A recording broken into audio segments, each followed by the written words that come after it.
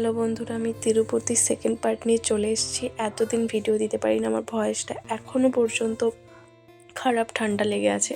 তো আমরা এখানে ট্রেন থেকে নেমে ফ্রেশ হয়ে রেডি হয়ে বেরিয়ে পড়েছি মন্দিরের উদ্দেশ্যে। তো আমরা এখানে 3650টা সিঁড়ি ভেঙে যাওয়ার জন্য সিঁড়িতে ওঠা স্টার্ট করেছি। তো দেখো এখানে অনেকেই যাচ্ছে, আর এই যে সিঁড়িগুলোতে সিঁদুর হলুদ সবাই লাগিয়ে যাচ্ছে। তো এখানটাতে বজরংবলীর মন্দির, তো এখানে সবাই পাথর দিয়ে ঘর বানাচ্ছে, তো আমরাও বানালাম। আর এখানটাতে চেকিং হলো, তো এখান থেকে চেকিং হয়ে বেরোলাম। তো আমরা শুরু করেছিলাম স্টেপে ওঠা 10:30 থেকে। তো আমরা এই স্টেপে পুরো কমপ্লিট করেছি 3 ঘন্টার মধ্যে।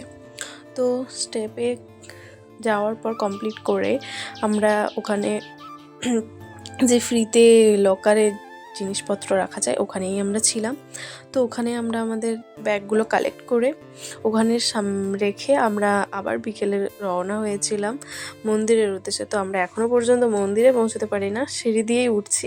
তো এখানে অনেক রকমের দোকান ছিল, খাওয়ার দোকান, তো জামার দোকান ছিল, এমনকি অনেক রকম ঠাকুরের ফ্লেমও বিক্রি হচ্ছিল। তো দেখো এটা হরিণের মতোই দেখতে, বাট কি এটা আমি জানি না ঠিকঠাক।